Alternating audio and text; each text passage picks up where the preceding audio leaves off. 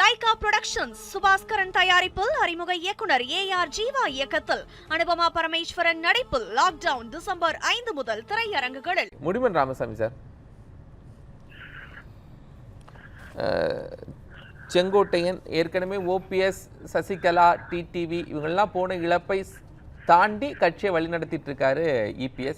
இப்போ செங்கோட்டையன் போனதையும் சாதாரணமாக கடந்து விட்டார் அப்படின்னு எடுத்துக்கலாம்ல? அனைவருக்கும் வணக்கம். செங்கோட்டையனை பத்தி தான் எல்லாரும் பேசிட்டு இருக்கோம். செங்கோட்டையன் ஒரு பேசும் பொருளாக இருக்காரு. காரணம் அவர் ஒரு நாளறிந்த முகம், அவ்வளவுதான். வேற ஒன்றும் அவரை பத்தி பெருசா சொல்ல வேண்டிய அவசியம் இல்லை. அண்ணன் எங்க குமாரண்ணனும் ரொம்ப அவருக்கு ஒரு பெரிய முக்கியத்துவம் கொடுத்து பேசினாரு. அதாவது செங்கோட்டையன் அரசியலில் பின்னுக்கு தள்ளப்பட்டு விட்டார். அந்த அடையாளத்தை இழந்துவிடக் கூடாது என்பதற்காக ஒரு முகவரியை தேடி போயிருக்காரு. தவிர பெருத்த விஜய் கட்சியில போய் அப்படி சாதிக்கிறோம், இவர் போய் அந்த விஜய் கட்சியை தூக்கி நிறுத்துறதோ அந்த விஜய் கட்சி இவரால் தூக்கப்படுறதோ என்று நடக்க போறதில்லை. தமிழ்நாட்டை பொறுத்தவரையில் குமார் அவர் சொன்ன மாதிரி இருதுருவ அரசியல் என்பதை தாக்கிவிட யாராலும் முடியாது. ஏனென்று சொன்னால் மூன்றாவது அணி என்பது தமிழ்நாட்டில் ஒரு முன்னேறாத அணி. தேர்தலுக்கு பிறகு அது முடங்கி போகிற அணி. இதுதான் தமிழ்நாடு அரசியல் பார்த்துட்டு இருக்கு, இனிமேலும் பார்க்க போகுது. வேற ஒண்ணும் கிடையாது. எங்க அண்ணன் கூட சொல்லும் போது எத்தனை வருஷமா புரட்சி தலைவருக்கு இருந்த மாதிரி முடிமன் ராமசாமி சார், எத்தனை ஒரே வரலாறு எத்தனை ஆண்டுகளா தொடரும்? அதான் அமெரிக்காவில் இரட்டை ஆட்சி முறை எத்தனை ஆண்டுகளாக இருக்கிறது?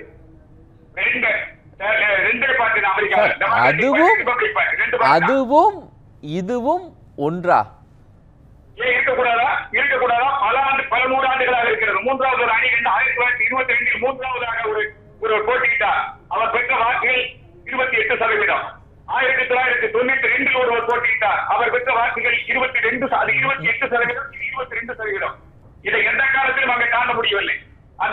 முடிமன் ராமசாமி சார், நம்ம அமெரிக்காவை இது கூட கொண்டு வரணும். அங்குள்ள அரசியல் முறைகள்ல இன்னும் நிறைய மாற்றங்கள் இருக்கு. பட் இங்க புதிய தலைவர்கள் உருவாகுறாங்க. அந்த கட்சிக்கு தலைமையிலேயே பல போட்டிகள் இருக்கு. நீங்க சொல்றதா ஒத்துக்கிறேன். தலைவர்கள் மாறுறாங்க, போறாங்க, வாழ்வாங்க. ஆனா ஆட்சி முறை என்பது அப்படிதான் தமிழ்நாட்டில இருக்குங்கிறீங்களா? அப்படிதான் தமிழ்நாட்டில இருக்கு. அப்படி இருக்கிற நாடு மட்டும்தான் சார் முன்னேறும். இல்லைன்னா முன்னேறாது சார். மூன்றாவது அணி இன்னைக்கு கர்நாடகாவில் பல கட்சிகள் ஆட்சி அமைச்சிட்டு இருக்காங்க. என்ன நிலைமை என்ன ஆகிட்டு இருக்கு நம்ம பார்த்துட்டு தான் இருக்கோம். 10 நாளைக்கு ஒரு முதலமைச்சர் உட்கார்ந்துட்டு இருக்காங்க. இதான் நிலைமை. நீங்க இரட்டை ஆட்சி முறை, இரட்டை கட்சி ஆட்சி முறை இல்லாத எந்த மாநிலமும் முன்னேற முடியாது சார். அதுதான் சரியா இருக்கும்.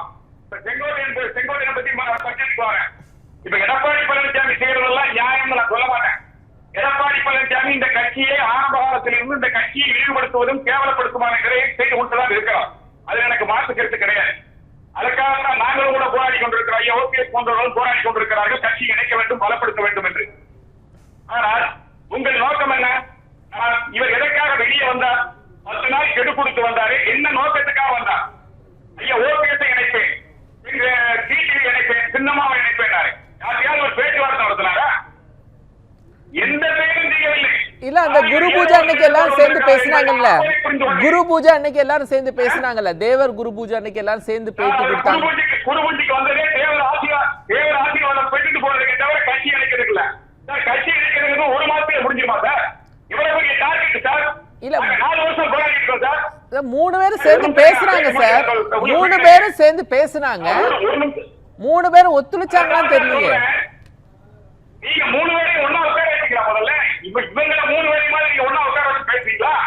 அதுக்கெல்லாம் சார் நேர போய் உட்கார்ந்து பேசுறீங்களா? உங்க டார்கெட் என்ன சார்? அதை நீங்க செஞ்சீங்களா? உங்களுடைய நோக்கம் அதிமுக இணைப்பதில்லை. இப்படி ஒரு குற்றச்சாட்டை வைத்துவிட்டு எங்கோ போய் ஒரு சாதாரண ஒரு மனிதனுக்கு அரசியல் என்றால் என்னவென்றே தெரியாத ஒருவனுக்கு பின்னாலே போய் கொடி முடிக்கிறேன். உங்களை நாங்கள் எப்படி ஏற்றுக்கொள்ள முடியும்? இல்ல அப்போ உட்கார்ந்து பேசுறாரு. சொல்லிடுறேன். எங்க அண்ணன் சொன்னாரு 2 விஷயம் செய்யணும் சார். எங்க அண்ணன் சொன்னாரு விஜய்க்கு மக்கள் பெரிய பார்த்துட்டு இருக்காங்க. ஒண்ணு தெரிஞ்சுக்கோங்க, இது ஒரு செட்டப் கூட்டம். நான் நல்லா பார்த்துட்டு இருக்கேன்.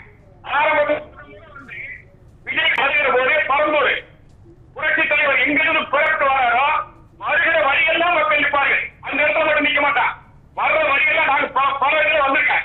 வர்ற வழியெல்லாம் நிற்ப கிராமங்கள் எங்கேயாவது இருந்தா அங்கிருந்து ஒரு 4 கிலோமீட்டருக்கு அந்த பக்கம் மெயின் ரோட்ல வந்து புள்ளப்பட்டியோட இருந்து பார்த்துட்டு இருப்பாங்க. விஜய் கார் இங்க இருந்து பரந்தூருக்கு புறப்பட்டு போது வழியில கூட ஒருத்தரும் கிடையாது. ஏற்று வர்ற வேன் அந்த வண்டியில வர பைக்ல வர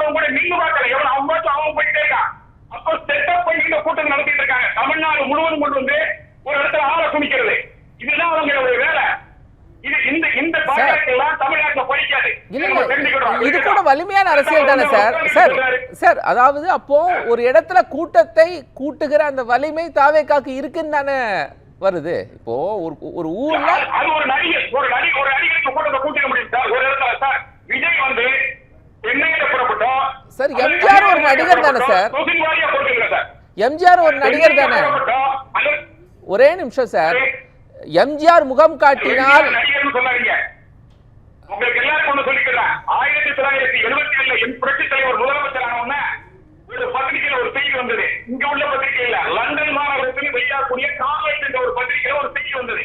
அந்த செய்தியில ஒரு கேள்வி கேட்கிறான். ஒருத்தர் என்ன கேட்கிறான், புரட்சி தலைவர் ஜெயிச்சாரு, தமிழ்நாட்டினுடைய முதலமைச்சர் ஆகிட்டார் ஒரு நடிகர் அப்படின்னு நினைச்சுக்கிட்டு அதான் இந்த கேள்வி கேட்கிறான். என்ன கேள்வி கேட்டீங்கன்னா, இந்திரா காந்தியும் இந்தியாவின் புகழ்பெற்ற அரசியல்வாதியான இந்திரா காந்தியும் அன்றைக்கு இந்தியாவின் புகழ்பெற்ற நடிகராக இருந்த ராஜேஷ் கண்ணாவும் இந்திரா காந்தியும் ராஜேஷ் கண்ணாவும் ஒரு போட்டியிட்டால் இந்தியாவில் யார் வெற்றி பெறுவார்கள்? இதுதான் அந்த பத்திரிகையில கேள்வி. ஆனா தமிழ்நாட்டில் இருக்கிறவங்க இன்னும் எம்ஜிஆர் ஒரு நடிகர் பேசிருக்காங்க. ஆனா லண்டன்ல இருக்கிறவங்க நல்லா புரிஞ்சுக்கிட்டு பதில் கொடுத்தா அழகான பதில் கொடுக்கா பாருங்க. MGR Rajesh Khanna is not MGR. ராஜேஷ் கண்ணா எம்ஜிஆர் இல்ல. Rajesh Khanna is only actor. MGR is not only actor, also a political leader என்று கொடுத்தான். அவர் ஒரு பொலிட்டிக்கல் லீடர். அவர் அரசியல், அவர் நடிகர், அவர் தொழில் நடிப்பு. எனக்கு ஒரு தொழில் இருக்கு, அவருக்கு ஒரு தொழில் இருக்கும், ஒருத்தருக்கு ஒரு தொழில் பிழைப்புக்கு ஆதாரமாக இருக்கிறது. ஆனால் அவர் அரசியல்வாதி. இப்போ எம்ஜிஆர் நடிகர்னு நான் சொல்லல சார். திமுகவினர் எம்ஜிஆர் கட்சி ஆரம்பித்து இந்த கட்சி 100 நாட்கள் கூட போகாது, இந்த படம் 100 நாள் கூட ஓடாது அப்படின்னு திமுகவை தான் விமர்சிச்சாங்க. நீங்க இப்ப செங்கோட்டை அதே வார்த்தை தான் சொல்லியிருக்காரு. புரட்சி தலைவரை பார்த்தும் இப்படித்தான் சொன்னார்கள் என்று. ஒன்னு செங்கோட்டையின் அரசியல் தெரிந்தவராக இருக்கலாம், ஆனால் அரசியல் இலக்கணம் தெரிந்தவராக இல்லை என்பதுதான் எனது பொருள். ஏனென்று கேட்டால் கட்சி ஆரம்பிப்பது 72, 73 திண்டுக்கல் தேர்தல். ஆளுங்கட்சியான திமுக ஒருபுறம், எதிர்கட்சியாக இருக்கிற காங்கிரஸ் கட்சி காமராஜர் ஒருபுறம், இந்திரா காந்தி மறுபுறம், இத்தனை பேரும் இருக்கிறார்கள். காமராஜரை ஆதரித்து புரட்சி தலைவரை எதிர்த்து அன்றைக்கு திரையுலகில் கொடிகட்டி பிறந்த சிவாஜி கணேசன், கண்ணதாசன், இவர் சிறுகதை மன்னன் ஜெயகாந்தன், இவங்க எல்லாருமே சேர்ந்து பிரச்சாரம் பண்ணாங்க. இத்தனையும் முறியடித்து வெற்றி பெற்றார் புரட்சி தலைவர். அத்தோடு இல்ல, அடுத்து வந்து கோவையில் இடைத்தேர்தல் வருது. பாலகண்டாய் இறந்து போற கம்யூனிஸ்ட் பாலகண்டாய் அங்க இடைத்தேர்தல் வருது. அந்த பாராளுமன்ற தேர்தலில் கம்யூனிஸ்ட் நிக்க வச்சு ஜெயிக்க வச்சு காட்டுறாரு. அதுக்கு அடுத்து பாண்டிச்சேரி இடைத்தேர்தல் வருது. சார் 77க்கு முன்னாடி 3 பாராளுமன்ற தேர்தலை ஜெயிக்கிறார் சார். 100 நாள் ஓரம் கேட்டவரெல்லாம் வாயில கை வச்சு நின்னா. விஜய்க்கு இந்த வரலாறு இருக்கா? நான் செங்கோட்டையை பார்த்து கேட்கிறேன். புரட்சி தலைவர் ஒப்பிட்டு பேசுறது உங்களுக்கு வெக்கமா இல்லையா? இதை போல உங்களுக்கு கோபிக்கிறது சார். புரட்சி தலைவர் யாரோட ஒப்பிடுவது?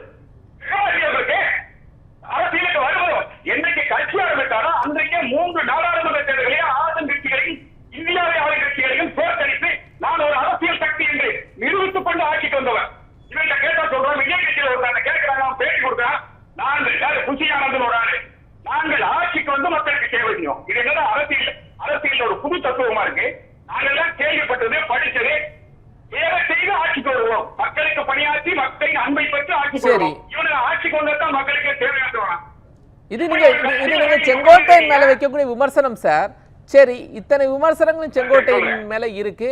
அப்ப அதிமுகவினர்களுக்கு இப்ப நீங்க சொன்ன விஷயங்கள்லாம் செங்கோட்டையின் போனது ஒரு பெரிய விஷயமே இல்லை அப்படிங்கிறது தானே இருக்கும். அப்ப அதிமுகவை கிட்டத்தட்ட பலப்படுத்திட்டாரு. இப்படி ஒருத்தர் வேண்டாம் அப்படின்னு முடிவு பண்ணதுல இபிஎஸ் பலப்படுத்திட்டார்ல.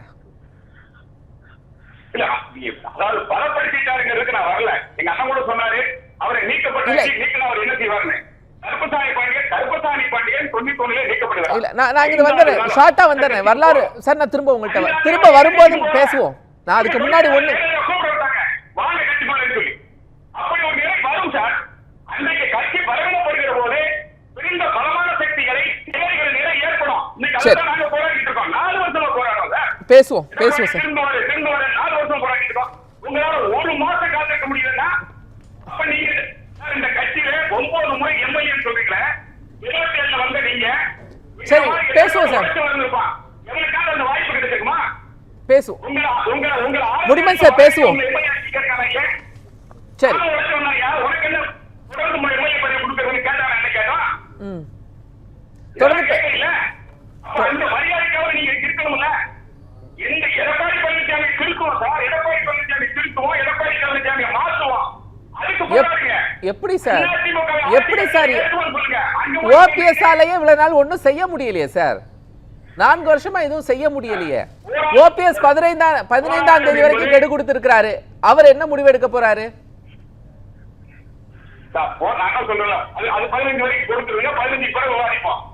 சார் 15க்கு 15 நாள் தான் சார் இருக்கு. 15 நாள் தான் இருக்கு. என்ன முடிவு எடுக்க முடியும்? அவர் கையில இருக்கக்கூடிய ஒரு 3 ஆப்ஷன், முடிவு எடுக்கக்கூடிய ஒரு 3 ஆப்ஷனை சொல்லுங்க முடியுமன் சார். உங்களுடைய அரசியல் அனுபவத்தில் ஓபிஎஸ் கையில ஒரு 3 ஆப்ஷன் இருக்கு. அதுல ஒண்ணு அவர் கிளிக் பண்ணுவாரு அப்படின்னு ஏதாவது ஒண்ணு சொல்லுங்க. அப்படி நீங்க சொல்ல முடியாது. 3 ஆப்ஷன் உங்க கையில இருக்கு, அவர் கையில 4வது ஆப்ஷன் கூட ஒன்னு இருக்கலாம்ல. சரி, ஏதோ ஒண்ணு சொல்லுங்க சார். Sir please. சரி, இல்ல எத்தனை ஆப்ஷன் இருந்தாலும் இல்ல நீங்க ஓபிஎஸ் கையில வேண்டாம். நீங்க ஒரு அரசியல் பார்வையாளராக நீங்க சொல்லுங்க, ஓபிஎஸ் முன்னாடி இத்தனை ஆப்ஷன் இருக்கு அப்படின்னு ஓபன் பண்ணுங்களேன். எங்களை பொறுத்தவரை எங்கள் தலைவர் சொல்லியிருக்கிறார், 15ஆம் தேதி வரை சொல்லுங்கள். இந்த கட்சி தான் 10ஆம் தேதி பொதுக்குழு வச்சிருக்காங்க. 10ஆம் தேதி பொதுக்குழு சொல்லியிருக்காரு எடப்பாடி.